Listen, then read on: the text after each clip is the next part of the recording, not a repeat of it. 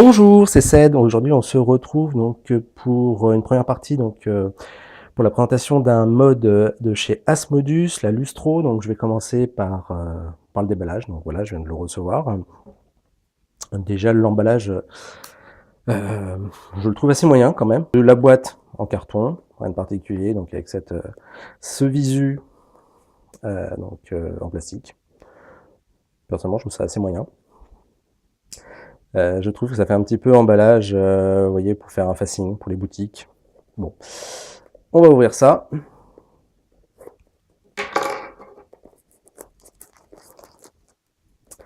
Les spécifications. Alors, qu'est-ce que nous trouvons? Un chipset GX200H UTV2. Bon, alors apparemment, ça doit être super. Ouais, voilà, il y a plein de trucs. On verra ça un peu après. Voilà, bon. Allez, tac, on a les petits autocollants. Touc, il y a déjà de la poussière dedans. Je trouve ça pas terrible, mais bon. C'est parti. En tout cas, le mode, lui, le voilà. Je l'ai pris en blanc. Il y a des petits reflets nacrés. Plutôt pas mal. On a déjà la languette qui sort. Je sais pas si vous l'entendez dans le micro. Il y a un petit cliquis. Assez agréable. Pas trop... Donc c'est pas du plastique. Ah, le câble USB dedans. Voilà. Donc, hop là. C'est bien. Ce ressort. On a la petite languette. Donc on a le logo Asmodus. Ici c'est un petit peu biseauté. C'est pas mal. Je sais pas si on va le voir.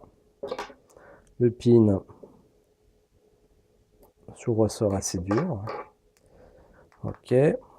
En dessous, donc il y a le petit module LED pour faire lampe torche. C'est pas indispensable, mais c'est toujours sympa d'avoir. Une prise USB, donc format USB-C. Hop là. Je sais pas si on peut dire que c'est pas mal. En tout cas, ça simplifie le chargement. Maintenant, est-ce qu'il vaut toujours mieux le charger par là? Je ne pense pas. En tout cas, l'avantage de USB-C, c'est que il n'y a pas de sens. Vous pluguez, il n'y a pas un format justement à l'endroit à l'envers. Ça, c'est le petit truc en plus. À part ça, je suis pas sûr que ça apporte un grand intérêt. Ensuite, dans la boîte, qu'est-ce que nous trouvons d'autre? Ah, déjà, la boîte se casse, d'accord. Je trouve que l'emballage est pas terrible quand même pour un mode soi-disant un peu haut de gamme. Moyen haut de gamme, on va dire. Donc, Lustro 200, mode d'emploi en anglais. Ok. Une carte de garantie.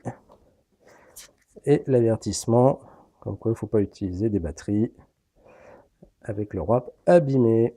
Voilà. Bon, bah c'est tout pour ce déballage. Je vais l'utiliser pendant une semaine. Et puis je vous retrouve pour la suite de la vidéo. Rebonjour, c'est Ced. Donc on se retrouve après une semaine d'utilisation de cette box, la Lustro.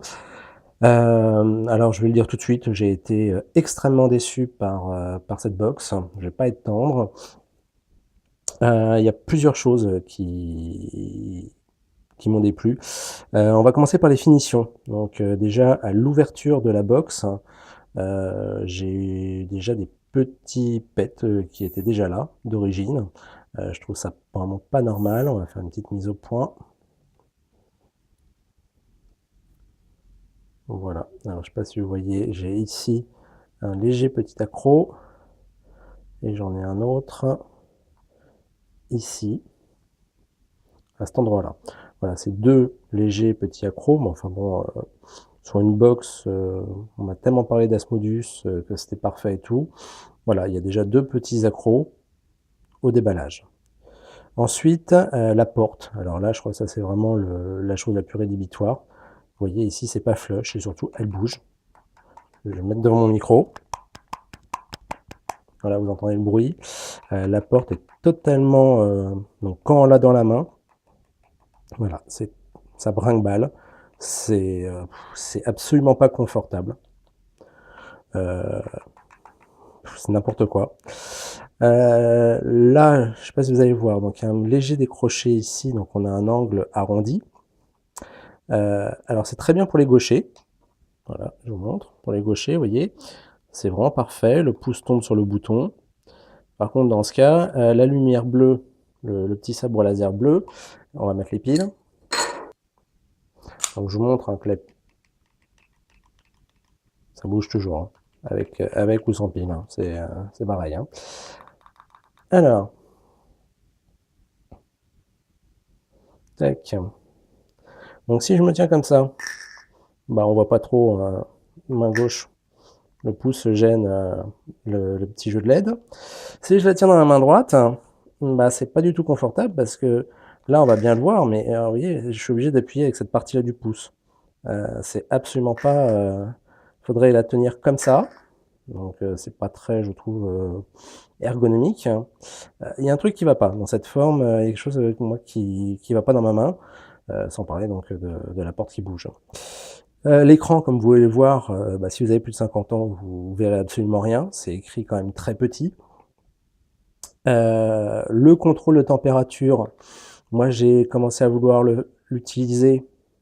Ça ne marchait absolument pas. J'ai vu que sur le forum, il y avait pas mal de gens qui disaient la même chose, qui essayaient d'allumer donc le contrôle de température et ça ne bougeait pas du tout. Alors je vous donne la solution, parce que j'ai passé une demi-heure dans les menus à m'amuser.